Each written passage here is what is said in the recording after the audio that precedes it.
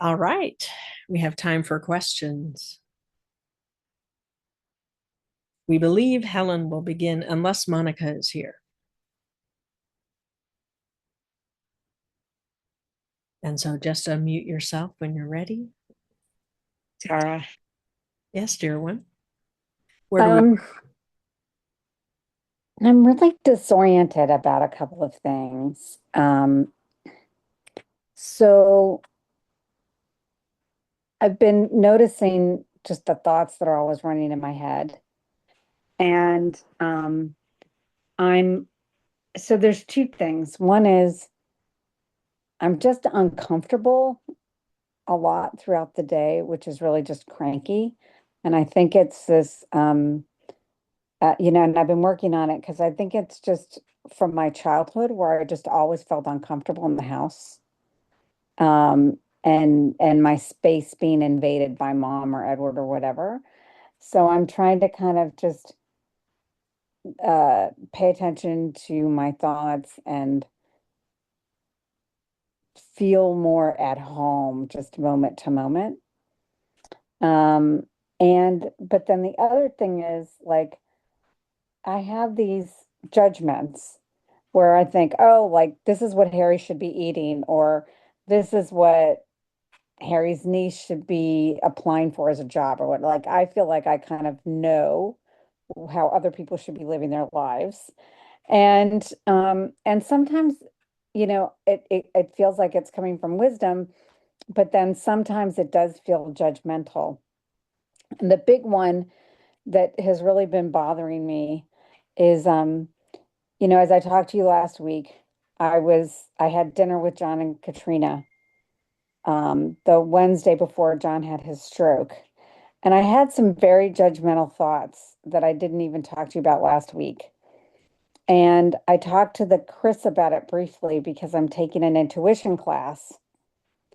And what the Chris said was, um, I actually knew something bad was coming. And I was trying to like I intuitively understood what was going to happen. And then I tried to logic through why I was feeling uncomfortable. And since the Chris has explained this to me, I still wouldn't know that that's what that thought, those. So I was being judgmental, but I was just trying to logic through the fact that I had intuitively understood something. And even now that the Chris has explained that to me, I think because I have so many judgmental thoughts in my head all the time about people, I wouldn't know how to and unwind that judgment or those thoughts to know that I'm actually intuiting something good or bad or whatever's going to happen. And what's important about knowing what's going to happen?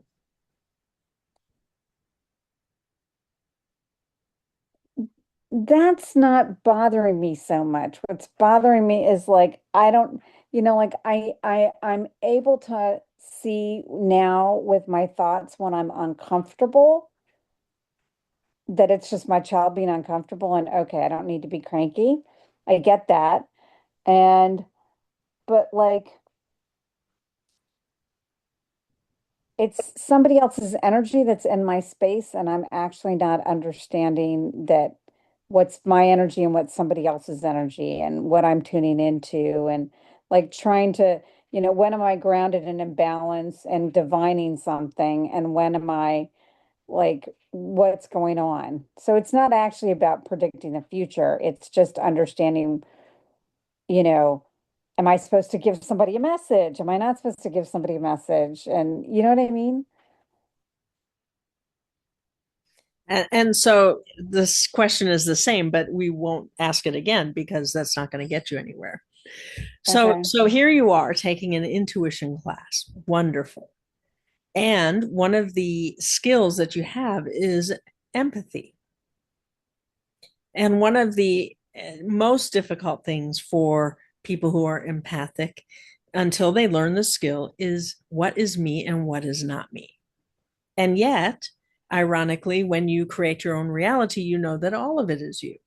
And yet it is not. It's a paradox, isn't it? So as you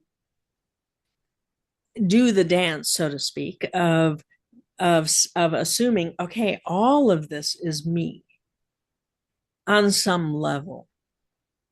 So the people who are outside of me, Harry, John, the Chris, everybody who you are interacting with, us as well, are part of the illusion. Now you give great weight to how you feel, which can be very beneficial if it's very positive feelings. But if you feel anxious or disturbed or disrupted, suddenly everything is bad. And now you can't do anything. Or you do what you do. You go into your pattern of defensiveness or judgment or hiding yourself or whatever it is that you choose as your protection, you see. Now your lesser self is at work. Now, the lesser self strategies originate in the child, originate in the adolescent. But the reality creator is the conscious you right now, choosing those strategies. So it's a part of it is resonance. All right, all of it is resonance. The moment you have a negative feeling or a negative thought, you move down your resonance and suddenly you have fewer choices. You have fewer tools. You don't remember you have tools, do you? Not the ones that you know about when you're in a higher resonance, when you feel loved and accepted and completely at ease. When you are in love, in that energy, in that resonance, you are free to be, free to express anything. You don't worry about, is my comment going to land badly? Because you're thinking loving thoughts and you're communicating loving things, aren't you? Mm-hmm. So as you differentiate, okay, wait a minute. If I get triggered into a judgment, for lack of a better word, but it's really, truly just a negative feeling, isn't it? A negative thought and a negative feeling. Then you suddenly have to respond with what do you do when you have a negative thought and negative feeling? So as you okay, so I intuited that oh, well, whatever the judgment is, the judgment will lead you to an outcome. The judgment will let you know what your focus of attention is on. The only question you have to ask is, do I really want to spend any time on that? Is my life force worthy of figuring that out for that person? If it really isn't about you and it isn't for you, then this is where the boundary comes in. This is where you say, you know what, I'm not really interested in spending any time on this. And it can show up as, I don't think I want to spend time with that person. And then you have to weigh whether that's even possible. So somebody you don't know very well, sure, I don't have to spend time with that person. Not really who I want to connect with or spend my physical time with. With Harry, clearly you've already made the choice. This is who I love. We're building a loving relationship. We have a future ahead of us built in love. So then it becomes a different question than with somebody who you don't know very well. It's a question of how do I be the most loving person? Does that make sense? Mm-hmm. Now, you have two questions, really. You want to know if every bad feeling you have is a prediction of something that's going to go wrong in life. And then it becomes about how do I avoid that? We wouldn't recommend making that association. That's an absolute. That's a black and white reality. Who does that remind you of? Yeah, the adolescent. Yes. So the spiritual adult has shades of gray, understands, well, sometimes I'm very intuitive and I feel compelled to communicate, hey, have you thought about this or that? I'm getting this information that it would be for your highest good. Have you thought about it?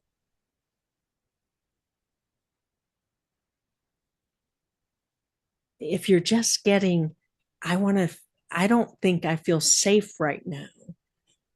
That's a different thought. And that doesn't require judgment. That's discernment. Okay, what about this situation has me feel unsafe? And do I need to get alone to figure it out? Or do I just need to spend time with my child, my adolescent, because they really shouldn't be on my stage. They should be in their parallel universe, their own reality, not concerned with my intuition or my boundaries. So as you free yourself up to, wow, I'm really perceptive. And here I am exploring my intuition. And wow, being an empath, that's really kind of unclear.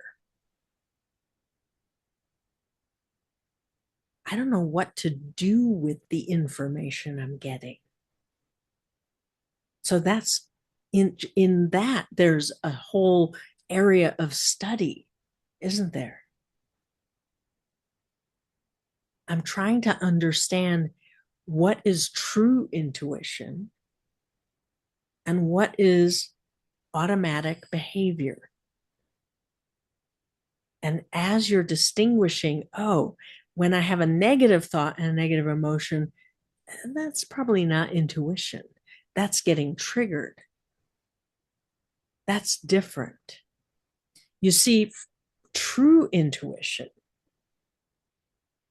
is when you have a sense about things. And in having that sense, you also get a communication of what there is to do, what future is possible, what, how could you be of greater service?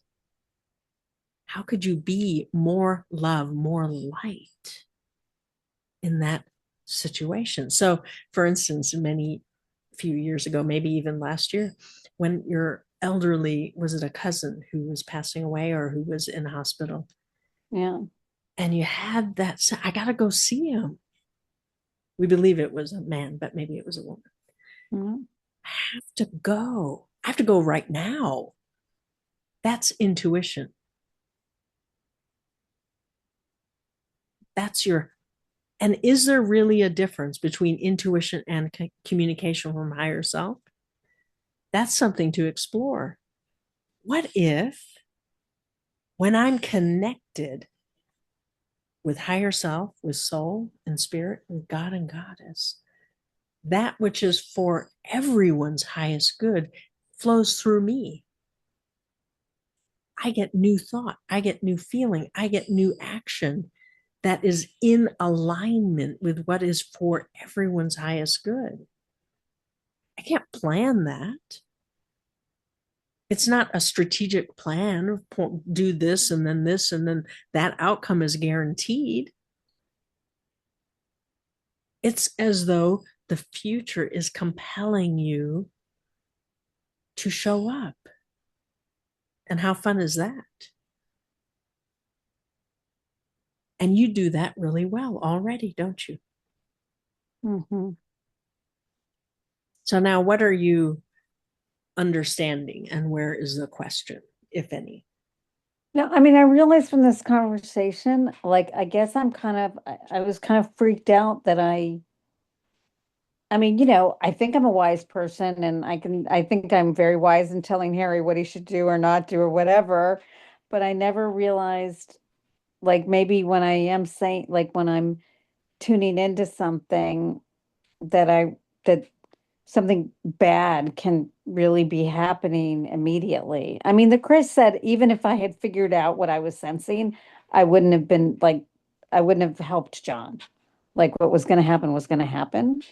But I realize it has, like, I've never seen such a direct connection where I've felt something and then like, felt that anxiety or whatever, and then something happened immediately-ish. Uh, I just didn't know I was that plugged in, I guess.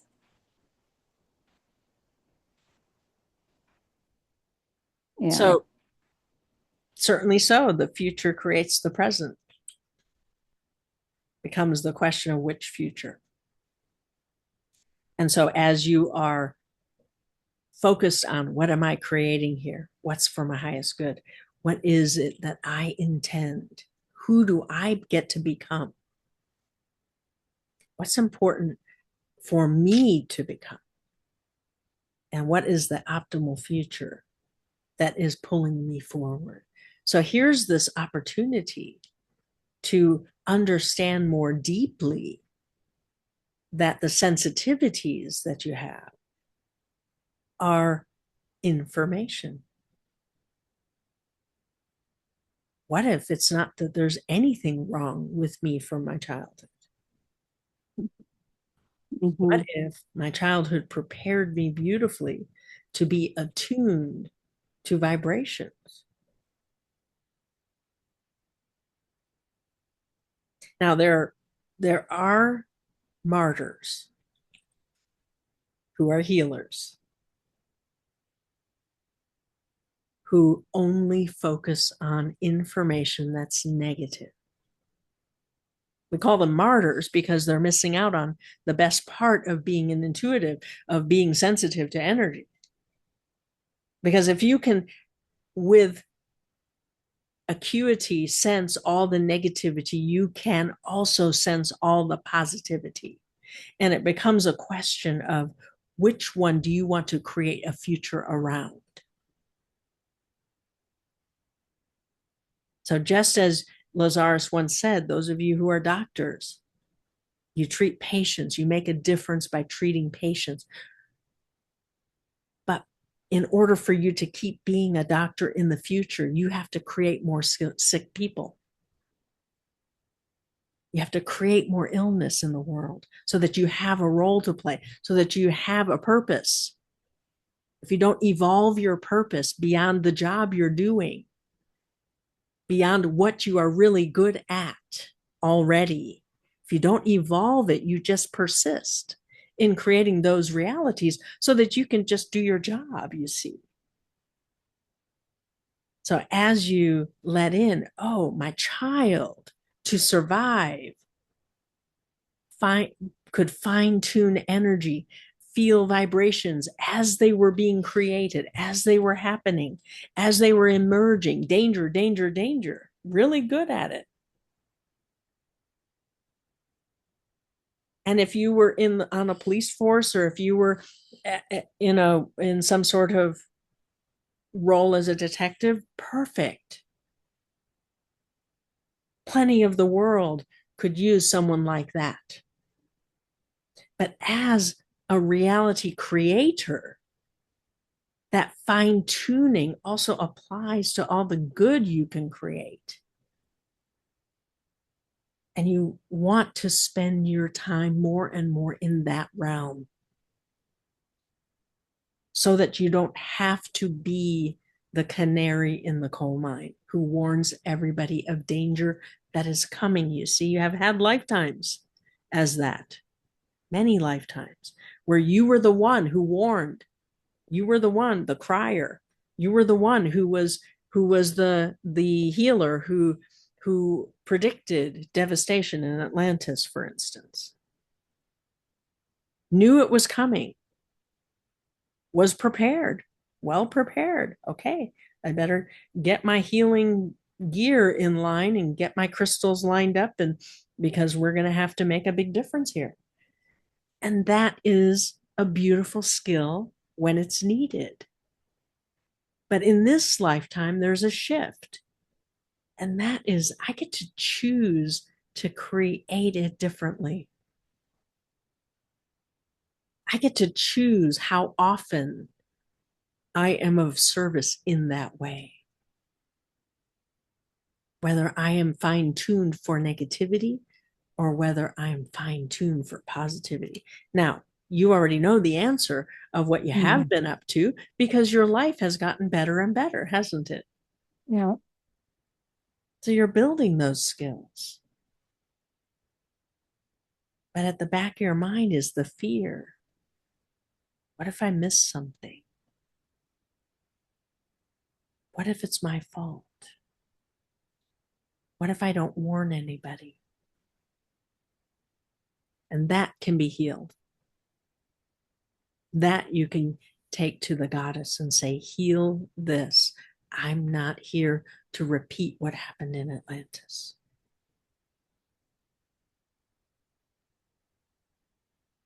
Does that help?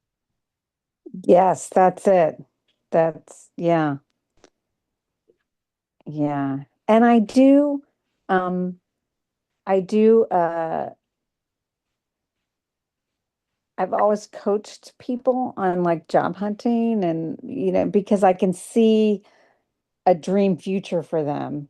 So I don't always tap into the negative, but my child can pick up anything negative.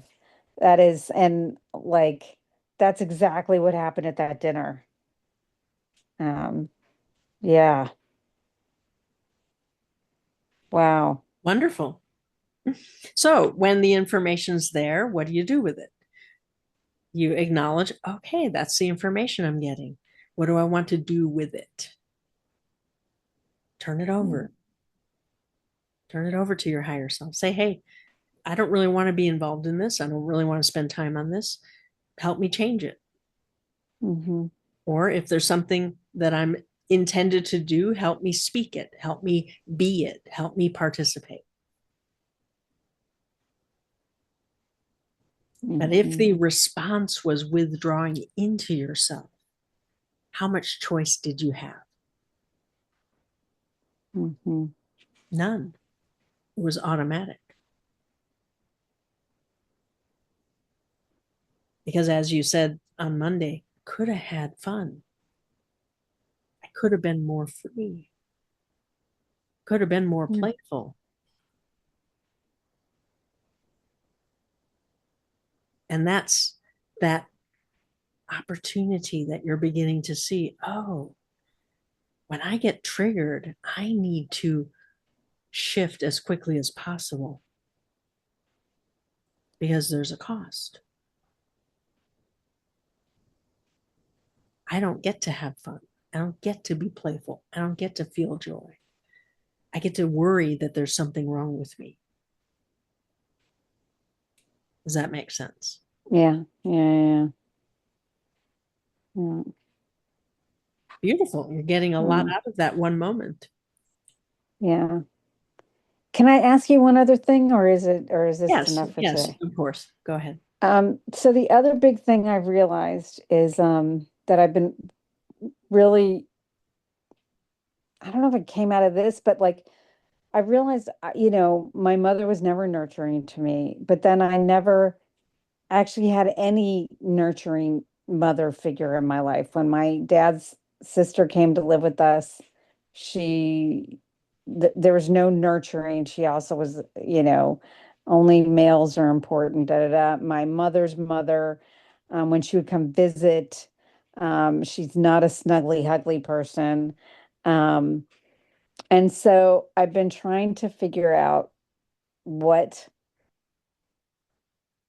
nurturing mothering energy is. So, what And about your father? What does he represent? he did have a cuddly side to him. Um, I guess I didn't think of him as the cuddle, like the nurturer, but I guess yes, he was a nurturer. I wasn't thinking mothering energy, but I guess he did have mothering energy. I didn't really think of it as mothering because he's very much the alpha male kind of guy. So Yeah. to consider just because he is a man doesn't mean he didn't have a feminine side that nurtured. And just as your Mhm. mother, who was supposed to be nurturing, was more a masculine energy, wasn't she? Yes. In the chauvinistic interpretation of it. But the controller, the one who was in charge of things, the one who made sure that you did what you were supposed to do, that's very masculine energy. And so you have a bit of both in you as far as learning about masculine and feminine energy. Along the way, you've also chosen, hey, I want a little bit more of the love. I want more of the unconditional loving energy that is possible, that is true nurturing, that is supportive of who I am and who I am becoming. And out of that emerges a new masculine energy. So each of you were born into a template of chauvinism. So the masculine and feminine were out of balance in everyone in your life. And you came in saying, this is not right. I'm going to change that. And so you went about your growing and expanding and becoming more, and you discerned, where do I feel as though the feminine energy exists? And you said, one day I'm going to embody that. And each of you have beautifully become loving beings, aware that there's more to love than following the rules or being helpful or being of service. As beautiful as being of service is, if it's not in balance, it's not loving. And that's one of the things that you're shifting around is, oh, okay, I can be helpful, I can be of service, but I have to give to me first, because then it's fun to give. Does that help? Yes. So I'm not like, I guess was thinking maybe I just don't know what the, nurturing, mothering energy is because I didn't have it. And I was thinking maybe, because how do you know what you don't know? But yeah, I get it. We would suggest you know more than you are giving it credit for. Yeah, yeah. Okay. All right. Thank you. Yes, wonderful. We love you so. All right, and who is next? We believe it's Joanna. Hi, Tara. Yeah, I think it's me. Yes, dear one. We're begin. Hello. So, okay.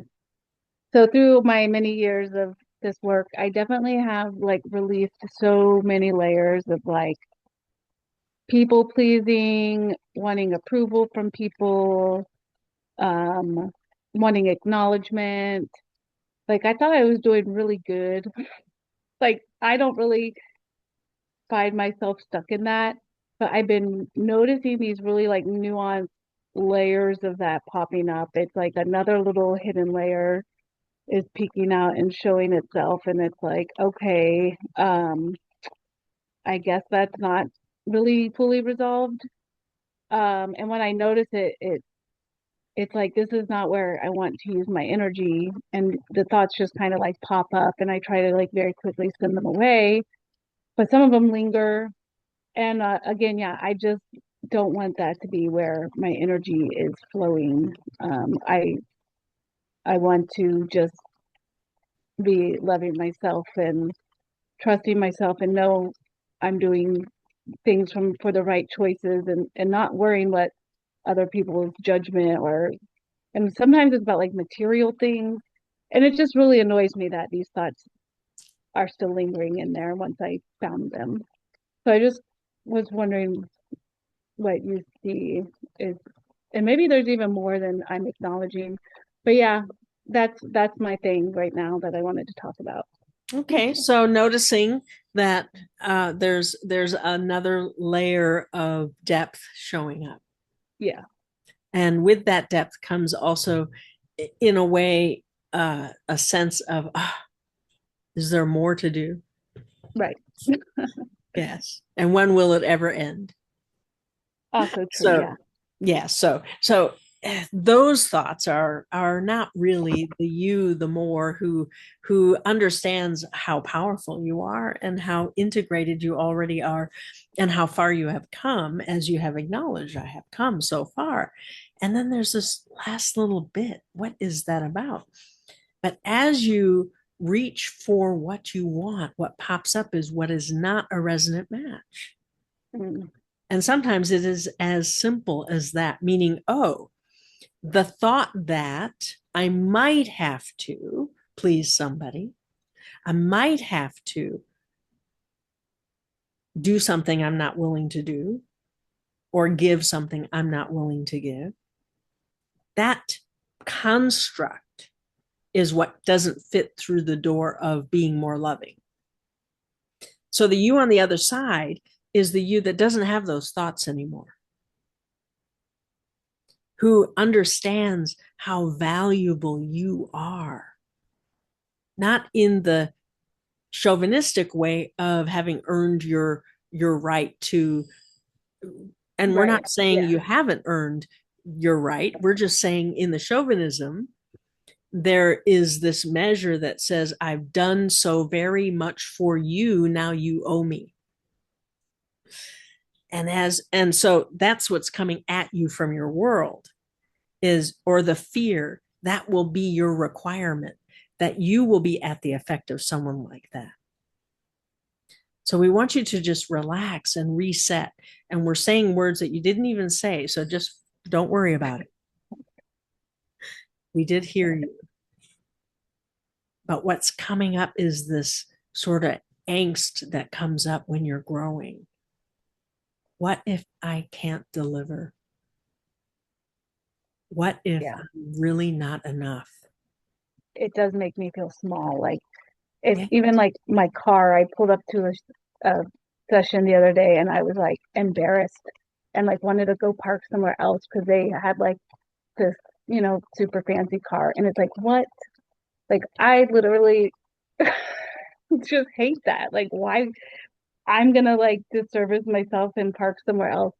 And obviously I like just parked there and was like, shut up, Joanna. But I don't want these like intrusive thoughts and feeling small. Yes. Yeah, and like you said, it is a value thing. And yeah, because I'm growing into a new version of myself and I do feel that too. So yeah, it's just like those things popping up that still need to be cleared to be Yes. able to be like a resonant match for the next. Exactly. So Yeah. what came up in that car incident was comparison, competition, very familiar from your Hmm. child, as you, oh my gosh, it's just so automatically there, but it's not who I am anymore. It's not comfortable anymore. Yeah. It's not acceptable to respond to it anymore. So moving the car out of the way so they can't see what you drive, as though they're paying any attention to your car. Right. I know. The good news is nobody pays attention to anything except their own. Yeah. Yeah, no, it's just that it's that child, that small child came out and Yeah. definitely comparison and judgment and Yeah. less And so than. and so as you just hold her close, as you, when we go on to the next person, just take a moment, hold her close, stroke her hair, let her know she's safe. That if she wants to have a mom with a fancy car, you can deliver that right away. And maybe that's what she wants. She wants a more fun mom or a more fun car right away. And then you yourself can evaluate, ooh, what kind of car would be fun for me? I have the one I have, but that doesn't mean I can't dream about my next one. I don't have to get it right away, but I can dream it up. And as I dream it, the universe will conspire to deliver it to me at some point. But, or maybe I really like my car. I really am not into cars. I don't really care about cars. That can also be totally valid. And then you just know your child needs something from you. Yeah. And that is enough. Does Is that there any like pleaseries lingering in there? say that again? Any like pleaseries, like needing to, Oh, yeah, of course. Because if okay. you're, we assume you were meeting with a client, but if you weren't Yeah. meeting, yeah. Yeah. So of course you're growing into this image of my what I'm offering, the product I'm offering is a quality, and we'll say luxury, whether that triggers you or not, Yeah. No. quality luxury item. And part of me is worried that they won't see it. Yeah. Shoot. Okay. So we want you to take time to see the you presenting the product in meditation Mm-hmm. and see them receiving it. And then let yourself feel, what does it feel like to have what you offer be received so beautifully? Right. You see, receiving is an art as well, isn't it? Yeah. And there's beauty in receiving. So when somebody receives from you, you get a glimpse of who they are. Yeah. You get a glimpse of their soul, their beauty. Yeah. And when you let that in, oh, I that's an honor for me to see that. I want Right. more of that in my life. I want to create more glimpses of that beauty. And how do I do that? Well, I offer my product and they receive it. Everybody's happy. Yeah. Everything else is just noise, I guess. Yeah, And inner child popping up at absolutely. me. And Okay. maybe adolescent, because the adolescent is very competitive. So, Oh, sure. Yes. because she has learned the game, you see. Yeah. So the child is a victim, but the adolescent is a master, knows how to survive. So, Yeah. so she may need a few minutes with you also. Okay. She may Thank have you, Tara. more ideas of what that car should look like. I would say so. Yes. More than any of us, I would say. And then that frees you up for the love that is in receiving. So as you practice, okay, and we know that you already have some sort of practice around this. When I Mm-hmm. give my offer, when I do my presentation, I'm going to see them really getting what's in it for them. Right. When they get it at a soul level, what comes back to me is so much light, so much love. And that's what this is all about. Yeah. We're all wanting more of that. Yeah. And you're dreaming that dream, you're making that map. Yep. Beautiful. Thank you, Tara. Yes, we love you so. Beautiful. Thank you. All right. And who was next? Was it Jessica?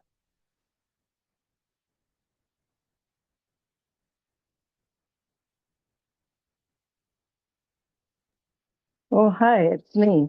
Thank you. Yes, there you are. Beautiful. Um, a couple of things. The main first thing I want to talk about is that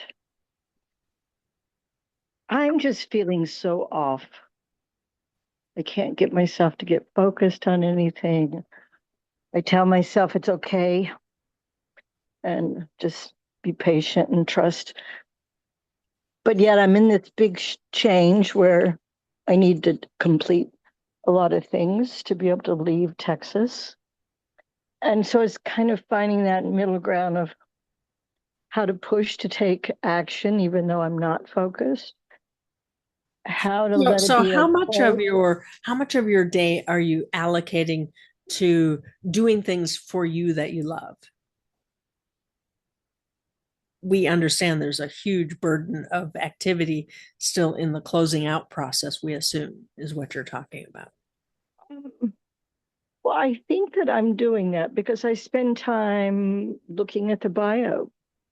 I spend time with my binoculars watching the alligators if they come by. I do go out to the dock. I walk on the property. It's because it's for me part of my grieving process is to be able to really be with this land, even on a level maybe I've never let myself be. And it also for that represents connecting with my parents as I say goodbye. So, and I'm taking care of myself with food and things like that. And so in some sense I think I'm doing that. I mean, there's this constant feeling of grief and sadness.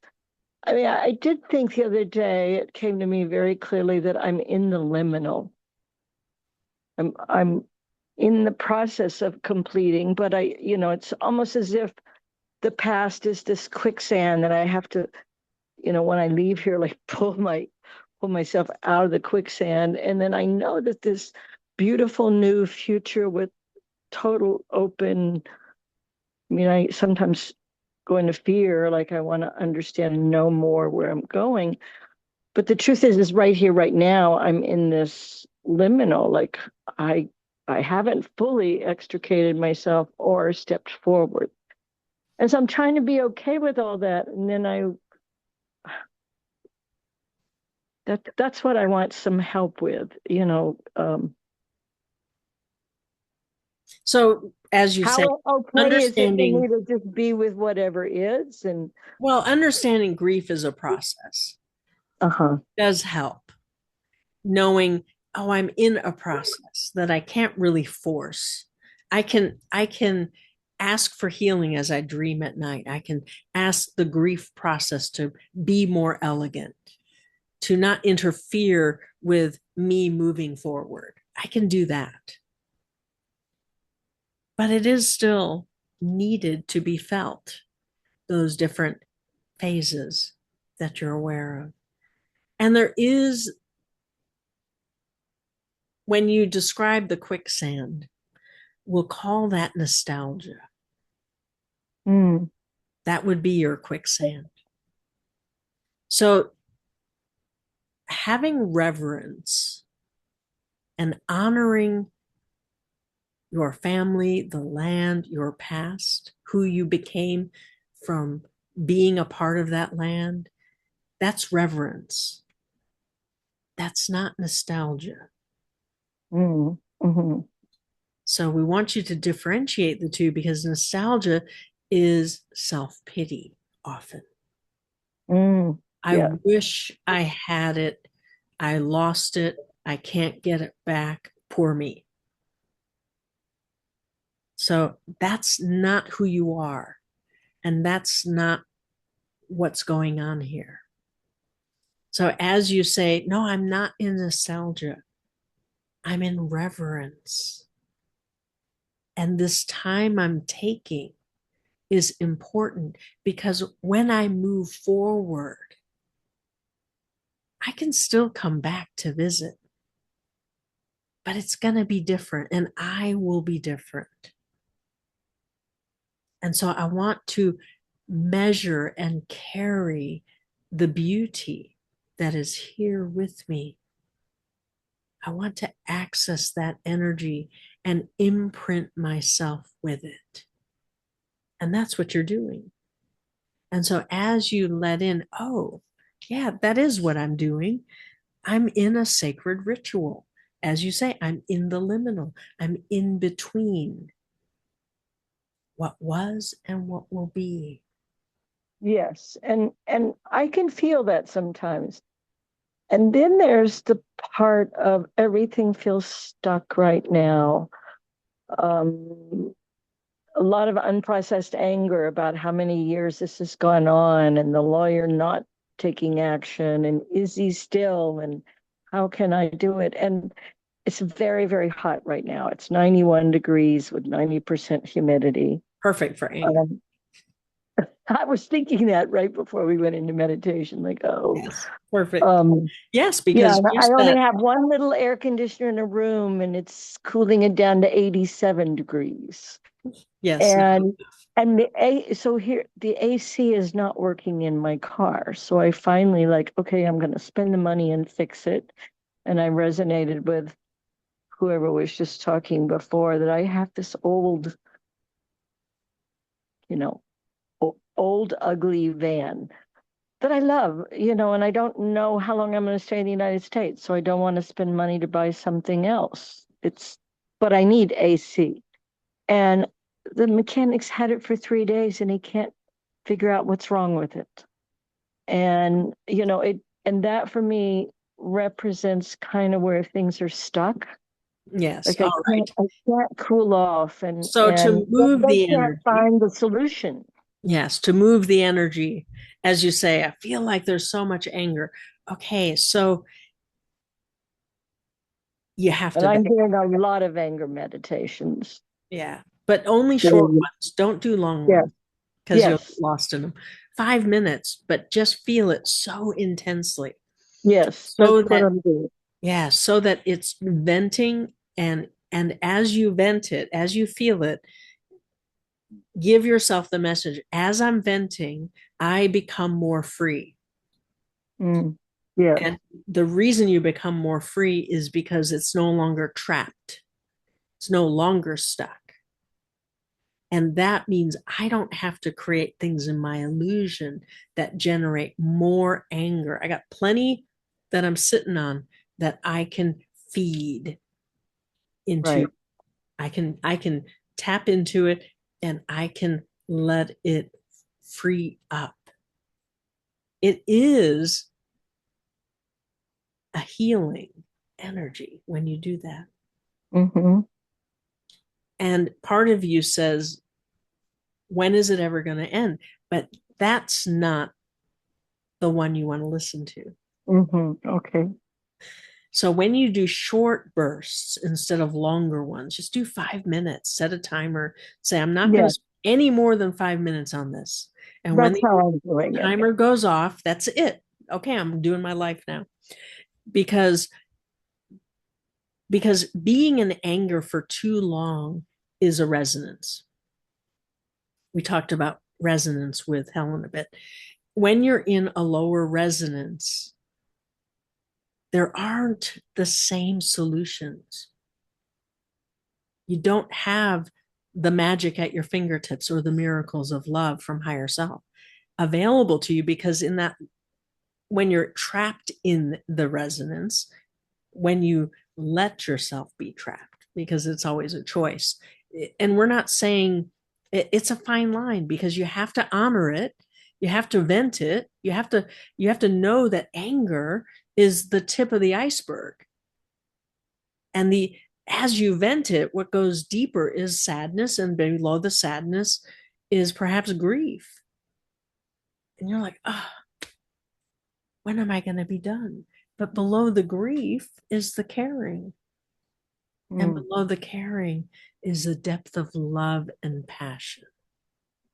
And you need to get down to that, because the passion will then fire up and burn all of it away. And then you will be like the phoenix that rises, because that is who you are. And just this short interlude, when you look back on it, you're going to say, oh, I don't know why I thought it was going to take so long. It seemed like a long time at the time. But years from now, you're going to look back and it's just going to be this little slice of life. But right now, it feels like it's all there is. And you just want to get it done. And you'll have it done when you dig down into that passion. So that's what the grief is for, to get through it to the caring, and below the caring is your passion. Then you can make decisions about what you're doing next. Does that I help? guess, I'm questioning if I'm, yes, and I guess I'm questioning if I'm, doing the right things since it feels like things are not shifting. Another day, wait and try to be patient with the mechanic and call him up and feel like he's frustrated, so he's not even really checking out my car. But but he's not getting the job done because you need to go deeper inside. So as you let that be an illusion, okay, why is my illusion on hold right now? Oh, it's waiting for me to complete something inside myself. So the energy to create something new, right now, all I have access to is the anger, but I know better. That's not creative energy. That's at the surface. I need to go deeper into what drives me, what matters to me, what is my deepest source of love and passion. In that is also the compassion, is the caring, and so much more. And so there on the bayou, feeling at peace is necessary, but it's not where you create from. You need something else. You need some intensity. What does your world offer you? Anger. Mm. So use the anger, but know that it's just at the surface, just the tip of the iceberg. The iceberg itself is those other layers that get you into who you are. Now, can you do this more quickly? Yes. The more you do it, the quicker you say, no, I'm going for my passion. I feel the anger. I'm not going to wait there. I'm going to start going down into those layers. I don't have to spend a lot of time in the grief because I know what it is. I know what I'm grieving. I don't have to go spend a whole lot of time there. I can go into the compassion, into the caring. And even that isn't really the source of my creativity. That's an expression of the outcomes that I want. My creativity is something more primal, something I can feel in the bayou. There's I was something more feeling primary. Go ahead. passion. I was feeling passion, and I found a 6.5 foot snake skin in my house. Now my house is open air right now, but it was an amazing, it's things like that happen. I'm having these amazing experiences with nature where it's like, oh, beautiful, shedding the skin, the new skin, the new life. But I do see whispers of self-pity. And I feel like that's um, like the mechanic. And then the last mechanic that worked on it, when can you give me any information? And I just get a message like, I hate that car. I don't even want to talk about it. I was like, okay. And feeling like the lawyer's not really helping with the paperwork. And, like I keep coming up against these things. And So is that the only I mechanic? know that I know so many tools I'm working with a lot, but I'm kind of feeling numb. It's like I'm just tired of all of it. I've been through. I don't even want to talk about it because I just feel like here it is again, kind of ad nauseum, going round and round. And there's another big thing I want to talk about that I'm sure is connected somehow. And that is that I talked about it before, that my stepson, who I call my son, I went to visit in November, and his wife of 28 years completely unleashed on me, and, about something I did 15 years ago, and kicked me out of the house, told me I wasn't welcome. I left, and my son has never spoken to me since then. And I've been being very patient and honoring. And I know that they're so deeply connected. I don't want to try to push him, but his birthday and his oldest son's birthday is next week. And so it's kind of this, it feels to me like it fits a little bit like I don't know what I can do. I don't know what to do. I don't know if I should just sit here and be patient. And yet it hurts. I'm hurting. And I don't know what choices I need to make to have something shift, and or am I just supposed, so help me with Right. And so, how this certainly fits so, together, or we can sense your disappointment. Now, the question is, were you forbidden to contact them? my son I've written to several times, on Christmas, like I give you space. I'm here whenever you want to talk about it. And he's never, she told me that he was angry at me and he never told me. So I've written, but he doesn't like, maybe he's a 9. He doesn't like to talk about problems. So out of respect to him, I'm just like, well, he's obviously siding with her. They're deeply connected as a couple and they have a beautiful relationship. But he's So never good. responded to So me since Thanksgiving. so you're able to reach out to him, but so you don't have a clear boundary where you're not allowed to contact him. We just want to be clear. Yes. And I just felt like they don't want me to be in contact. So because there was no response at all. I'm blocked on Facebook. I mean, it's just like, okay, I've been honoring it, but it's now over 6 months. And like I said, his birthday, and like, do I reach out or is this going to make him more angry? Because I've been through months of no contact, feeling like that's honoring what they must be wanting because there's no response to me at all. So in that, we want you to clarify within yourself that there is what you need to express. And as Lazarus has often said, do it in meditation.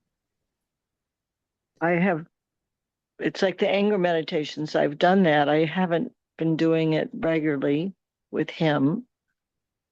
And I can do that again. So that's what you're recommending instead of Well, being in touch with his birthday to. well, what will happen is what we suspect will happen because you're not free to communicate right now. That's not their problem. That's your problem, so to speak.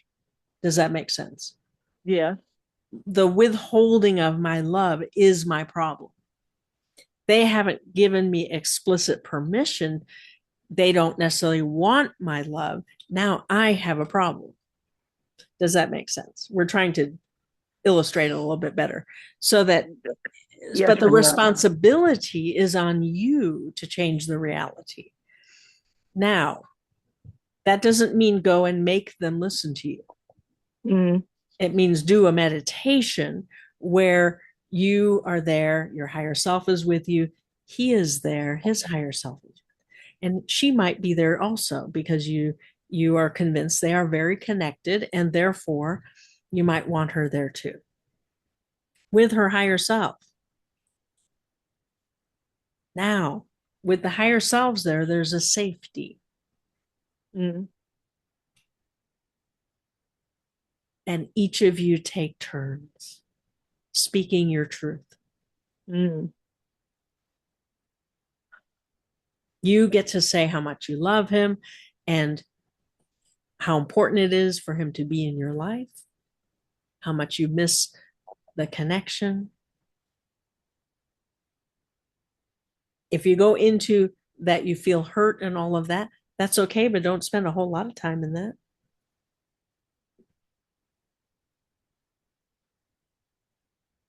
If it's there, you have to feel it, but maybe do that before you do this sort of round table.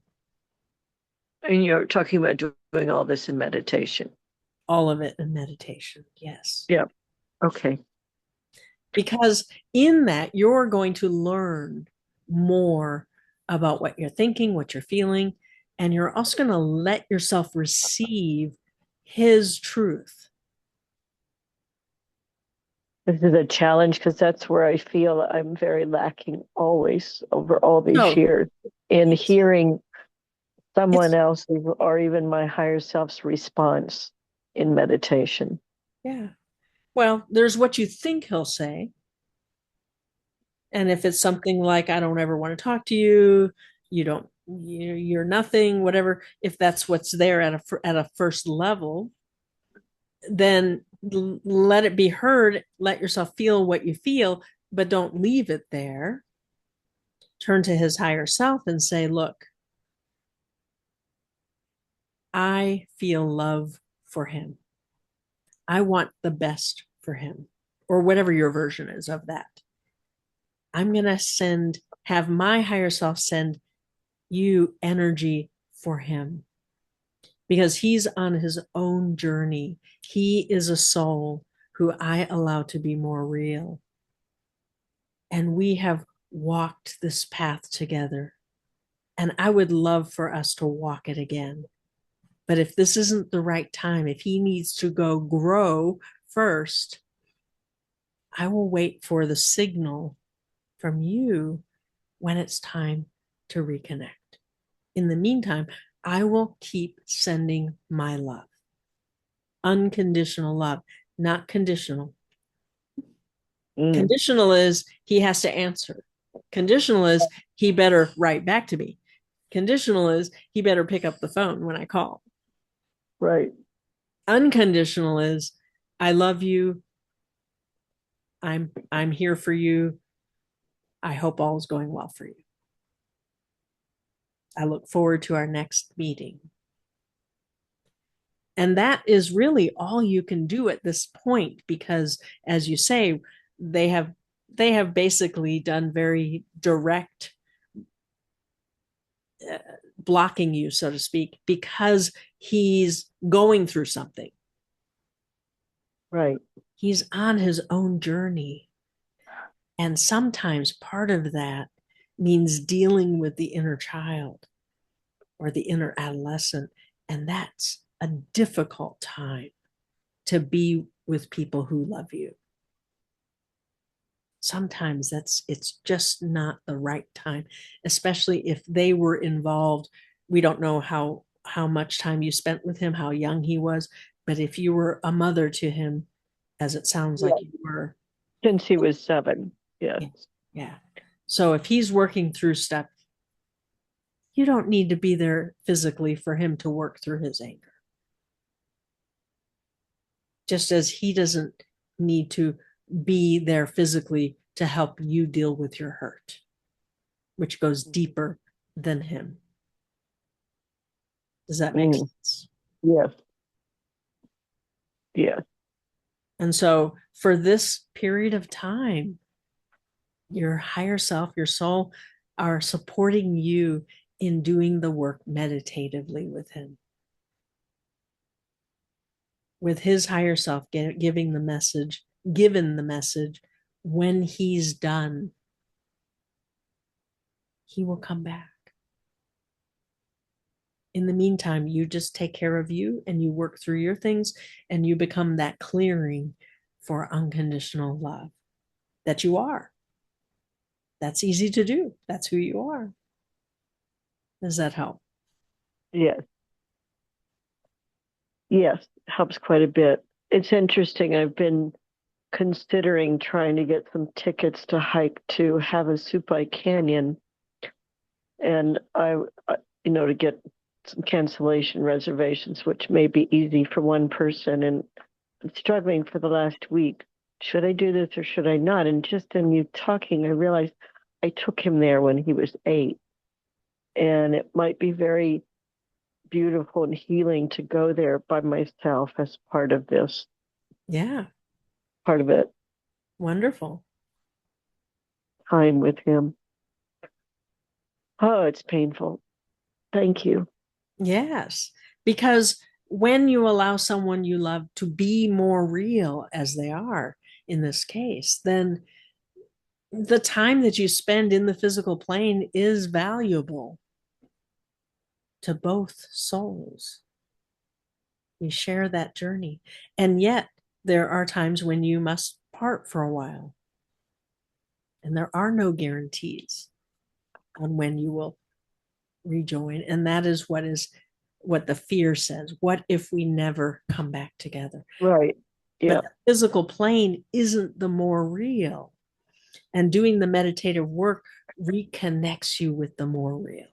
Oh, there's no time or space. My love isn't dependent on time and space. Mm-hmm. My love is eternal Right. for him. And therefore, his love for me is also eternal, even when he can't express it in the physical plane. And I can let that be enough for now, forever, if need be. And as you grow and change, he will grow and change as you envision him growing and changing. That's a gift that you give him. You don't want to perpetuate, oh, well, he's just stuck in anger forever. You don't want to punish him that way. Start dreaming the dream where he works, he finds the tools, he wakes up, he becomes more conscious, and he finds love, and he becomes more loving. And at a certain point, he's going to want to share that with you. And when he does, it won't be a surprise because you'll have been visioning him that way all along. Seeing who he truly is your gift to him. Does that make sense? Yes, completely. Beautiful. You're right on track. Wonderful. We love you so. Thank you. Thank you. All right. And so, Henry, we believe you are next.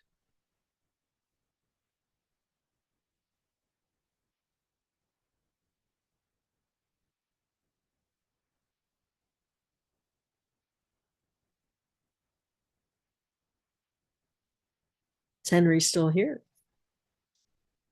If not, we'll speak with Patricia. Yeah, I was just cut off for some reason or other. Oh, interesting. Yeah. Where do we Yes, begin? it was saying I need to update Zoom. Aha. Don't do it now if you can avoid it. No, I hope I don't have to. Yeah, hello. Thank you for being here and talking.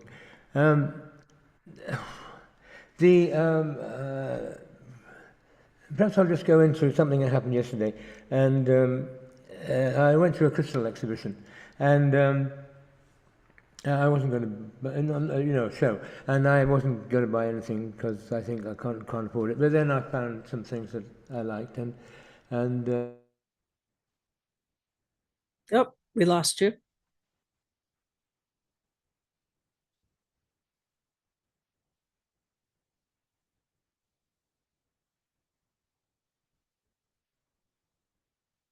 Is Henry coming back?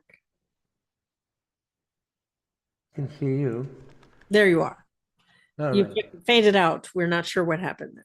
Yes, no, my internet connection is unstable. Okay.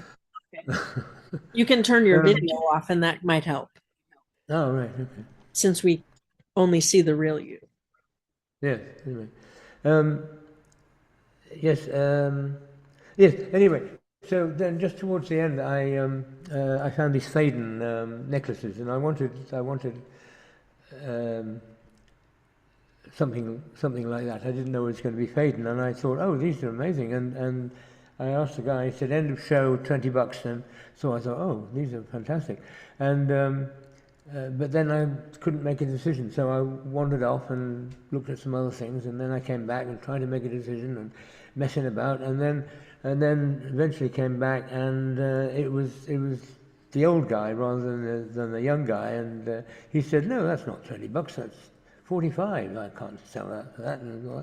And I was thinking I was going to take two, but so then I was thinking, oh, what do I do now? And then anyway, it became, I was trying to persuade him, but nothing. And then eventually I just thought, okay, well, I'll take this one, and I'll just pay 45.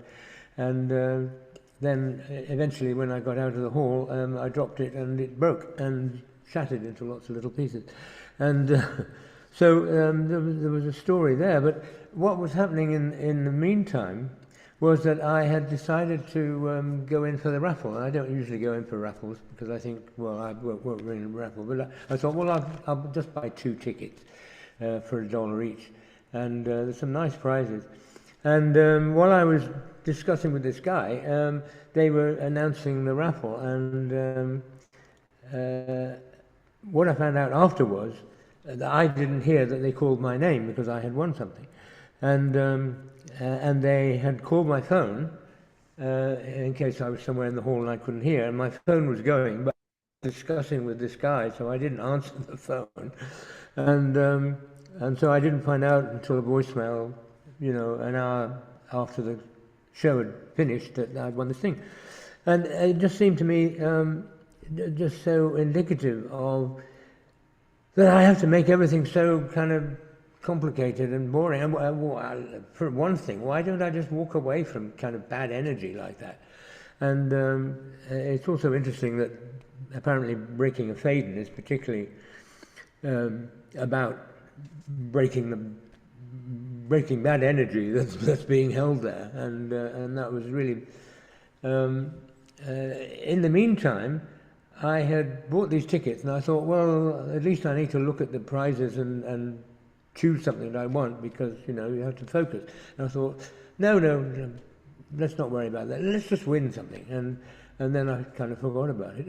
And so on the other hand, I was doing all this stuff, and on the other hand, just the elegance and ease of winning this without having to buy lots of tickets, and which other people were doing, and all those sort of things. So it was very indicative of where I'm trying to go, and letting things happen. And meanwhile, I'm just still finding it difficult to connect with higher self, to want to connect with higher self in the morning when I wake up. It still kind of goes on. I just thinking I'm giving up, I'm not getting up, and all those sort of things. And yet I see these, I see the elegance and the ease. I think, I was outside at the pool, just trying to think good things while swimming and not feeling so good, and thinking, oh, I'm deserted. And then I went to grab onto my favorite tree, and there was a ladybird, which is the goddess for me. And so it's like, oh, thank you. Yes, you're still with me. You are still with me. And so there were these reminders, but it seems to be, and I was just thinking how it's about, so much about, it is about, because I'm working with stuff, and I'm not working with stuff, I'm doing very little meditation, that as you say, things come up that need to be dealt with, and I can see that, and I want to kind of reject it. And also one thing during the week, and I had some good open mics. I've had a lot of people this week saying how they like seeing me, and because it lifts their energy, or I can trigger something when I'm doing poetry that triggers energy in themselves and their sense of themselves, which is what I'm about, really. And somebody, I go to the bookstore and chat to the people at the end of the day, and she was saying, oh, I always love when you come in because it's just such a lift at the end of the day. And so it's all there, and I'm kind of wanting to just think, well, it's a waste of time. And what you were talking about, Helen, about the absolute, so much of, I had one very critical lifetime where I was a young priestess, and it was a lifetime when Lazarus said I was going to come home in that lifetime. But and she would predict what was going to happen by birds flying and how many birds and what kind of birds and those sort of things. And I do that. I do that with everything. I mean, I certainly do it with the birds at the beach, and but also it's these, that happens or something's missing, and it's, oh shit, that's the end of everything, and then something happens and I can turn it around. But again, it's absolutes, and just getting into those shades of grey, I don't quite know how to do it. And then the other thing that's been on my mind has been John, and I've been thinking about him, and also just thinking, well, I mean, he's the same personality drive as me, and so I'm thinking, okay, what does this mean for me, and what's going to happen to me, and not really putting out what I'm thinking. So, and there was also a thing about. I was just thinking about why I find it resistant to program and at the moment, and there was this thing about it's pathetic. You're pathetic because it won't work, and so you're pathetic, or you're pathetic for wanting this and wanting that, and that came right back to my father, and realizing he was brought up as a girl for 5 years because his mother wanted a girl after 2 boys, and so that so affected his life and so affected the fact that he needed to be a strong chauvinistic guy, and which is exactly what I needed to kind of push against in that sort of way. But I just feel so much compassion for him, and what it did to his life and all those sort of things. So all those things were coming up. Beautiful. So much complexity. And in the complexity, you can find ease. So it's when you try to make it simple that it gets frustrating, that you don't get to where you want to go. So where you want to go is wherever you choose next. Okay, there's a bit of an echo now. Oh, is it? Okay, I'll turn this down a bit. Yeah. So as you explore these wonderful, vibrant new realities, and you're aware of you the more, and you're aware that, I can read the birds. I have a lifetime where I did that, and it's so easy for me. I'm in tune. It's important to you to really let that in, that you are so much more than the things that you do. For that is the masculine chauvinism that says you are only worth your last activity. Yeah. And as you enjoy what you are doing, as you open to the joy that is in each thing that you do, each activity, what you take from it is that joy, rather than this judgment that comes up. The judgment is coming up not for no reason, but because you can't take it with you into the next step that you're stepping into, the future that you are creating. You are not judging yourself as pathetic or weak. You let that go. You healed that in the little boy, in the adolescent as well. You let that go. It's not part of who you are. It's not part of who they are either, because that was the shame. That's the shame that was dumped on the little boy by the father. Anytime that you expressed your feminine energy, you were shut down.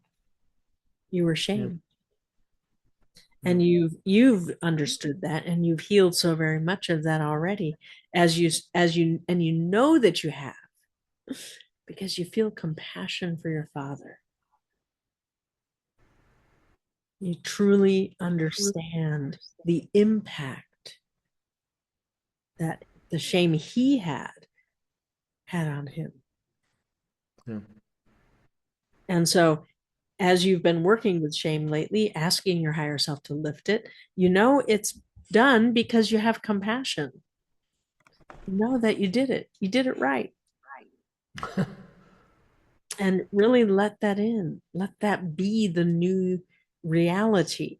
Oh, I'm free of shame. What's possible when I'm not judging my masculine and my feminine energy anymore? Instead, I'm integrating them. I'm expressing them. I'm free to be who I am in any given moment. And I can't tell you exactly who I will be in the next moment. I can only express who I am right now. But I should be dreaming what comes next. Yes. Does that make sense? Yes, and it's again, you know, that the moment that I keep on talking about when I was dreaming what comes next, and I met my new friend and and those sort of things. I just try to get back to that sort of energy, and it just seems to be difficult to do. I just Well, we can't want do you it. to, Something's in me saying, so there's still an echo, so you might have to mute yourself for a moment. yeah, So as you recognize being the resonance is not the same as remembering. So we want you to shift. So when you try to get back, that's memory, that's remembering.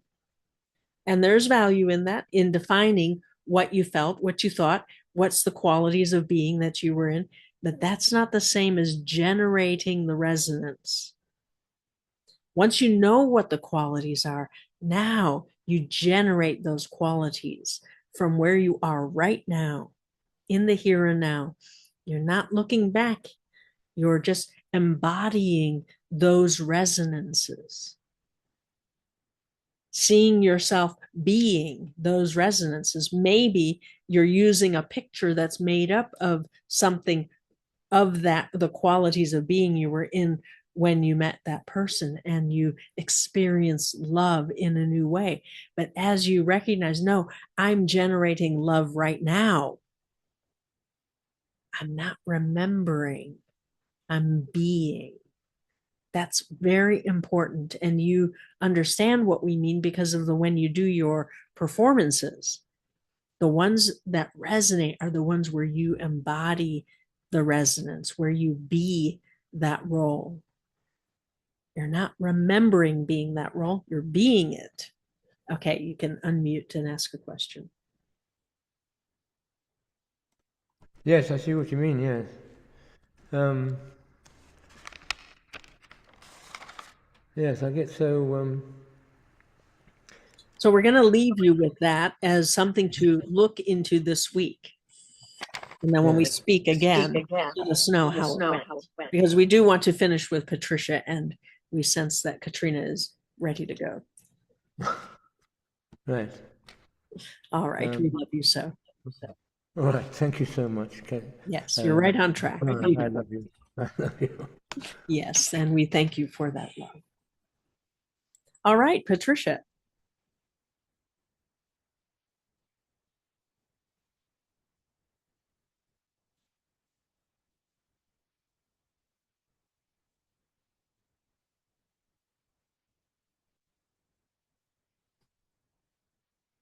Are you able to unmute?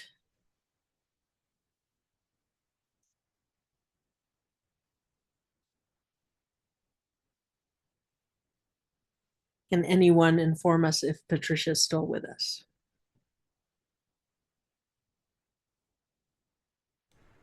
Well, she's on. She's on the screen. Her screen is on the screen. All So right, so she is still here. We're still just there. waiting for the unmuting. I mean, she's not on the screen, but Her name so is. her name is, yes. Maybe she's popped out or something. All right, we'll give her one more moment and then we'll just close.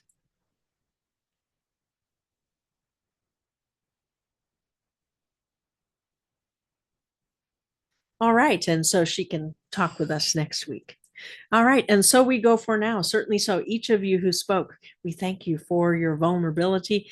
And as you notice, the intensity it's so relevant. The changes you are making, the changes that are coming are dramatic. They are a new you. And so what's coming up is that last little bit of resistance that shows up in, why is this showing up again? Or in confusion around, how can I have this judgment or this resistance when I know I'm improving? It doesn't make any sense. So as you allow your higher self to bring the clarity, and with that clarity will come the intensity that is required. So look to who you want to become. What is the quality you want more of, more intensity around, and focus on being that, embodying that quality right now. All right. And so we go with love and peace as we bring Katharina back. Thank you, Tara. So Thank you, Thank Tara. you. Brilliant. Thank you. Thank you so much, Tara. I love you.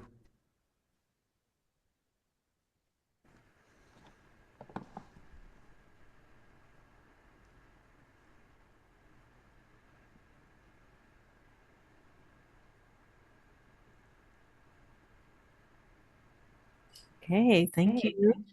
Yeah. Thank Thank you.